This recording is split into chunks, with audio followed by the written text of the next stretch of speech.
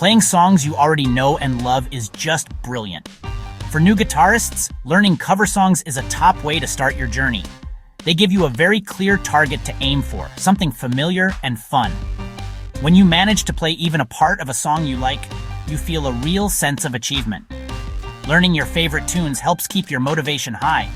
It is certainly much more exciting than just practicing scales all day long, isn't it? You can have a go at sounding like your guitar heroes. This early success is fantastic for building your confidence on the instrument and makes learning enjoyable right from the very first strum. Covers are also super helpful for understanding how songs are actually built. You start to get a feel for common parts like verses and choruses. The function of a bridge or a middle eight becomes clearer too. When you play along to existing songs, it naturally teaches you how these different sections fit together to make a complete piece of music. This is fundamental musical knowledge, and it's really important for your development. You will begin to see patterns in the way many songs are constructed. For example, lots of pop songs follow a similar verse-chorus structure. Recognizing this helps you learn new songs much faster, and it can even give you ideas if you want to write your own songs later on. One of the biggest benefits of learning covers is how they help build your skills. Covers introduce new chords and different strumming patterns in a really fun and practical context. You are not just learning an isolated D chord in a theory book. You are learning the D chord that features in that cool song you have always wanted to play. This makes your practice time feel much more relevant and exciting. Each new song you decide to tackle can present a fresh challenge. Maybe it is a bar chord that feels a bit tricky at first, or perhaps it is a faster strumming speed that you need to get up to. Overcoming these little hurdles step by step builds your technical ability and expands your guitar vocabulary naturally. Successfully playing a song that you know well and truly love feels absolutely amazing. It is a real tangible reward for all the hard work and finger stretching you have been doing. This clearly shows you that you are making proper progress with your guitar playing. Naturally, this encourages you to practice even more. You will find yourself wanting to explore other new songs too. Plus, you can then play these songs for your friends and family, sharing your new skills, which is always great fun. This positive feedback loop is so vital for keeping you engaged and helping you stick with the guitar for the long term. It proves to you that all your practice is really working and paying off. Cover songs are a fantastic way to learn all sorts of specific guitar techniques. As you learn different tunes, you might pick up various fingerpicking styles that different artists use. Or you could finally master some of those famous guitar riffs that everyone recognizes. New scales and modes often appear in songs too, and learning the song is a practical way to understand them. For instance, learning a classic rock anthem might be your first introduction to playing power chords effectively. Trying your hand at a blues standard could open up the world of the pentatonic scale and string bending. Different artists and musical genres each have their own common tricks and signature sounds, and covers are your gateway to discovering and mastering these.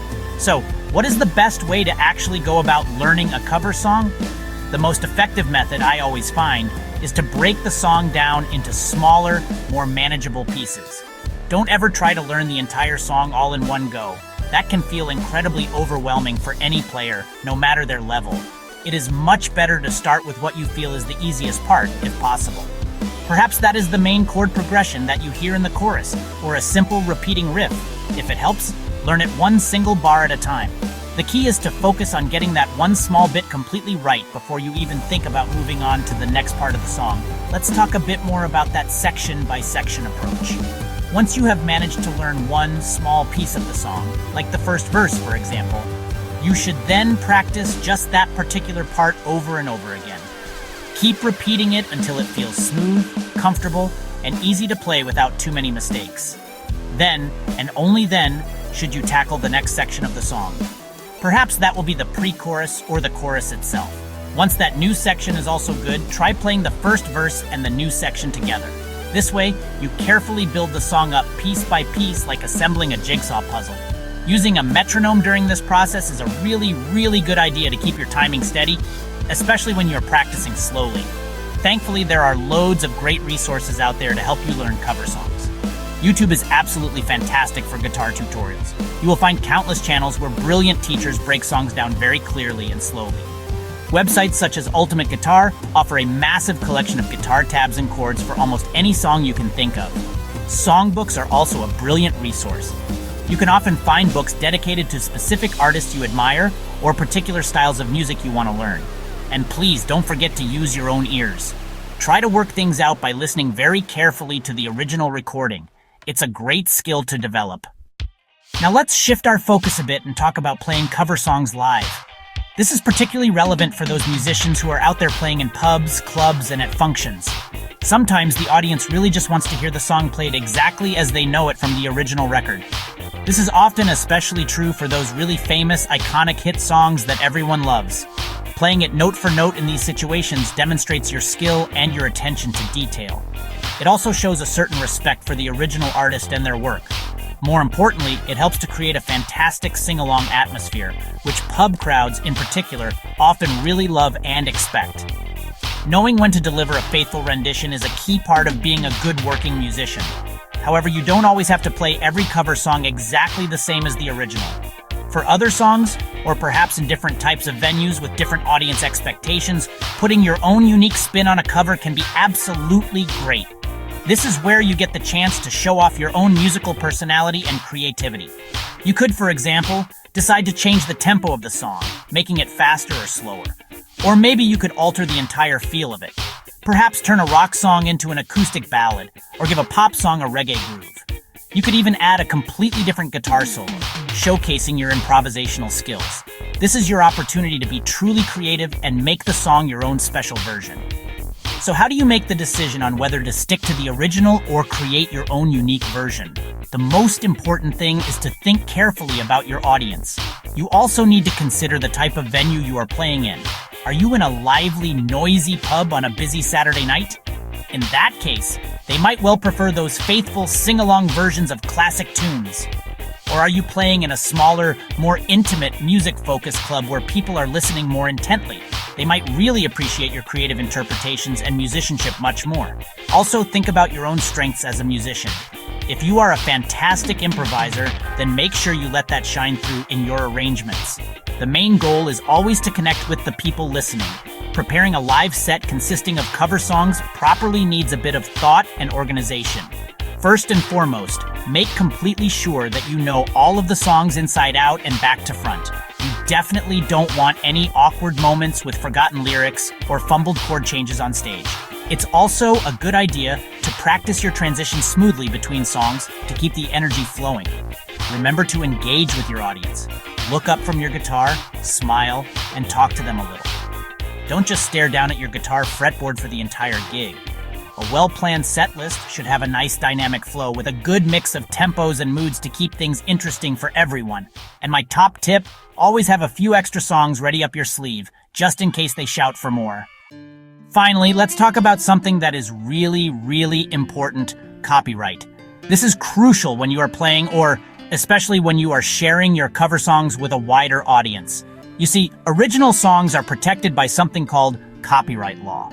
This essentially means that the songwriter or their publisher owns the rights to that piece of music. They have control over how their music is used by other people. You cannot just take someone else's song and use it freely without getting the correct permission first. Understanding the basics of copyright is absolutely vital for all musicians today. It is all about respecting the work of other artists, just as you would want your own original music to be respected if you wrote songs.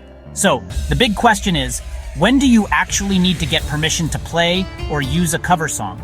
For playing live music in many public venues like pubs or concert halls, they often have something called a blanket license.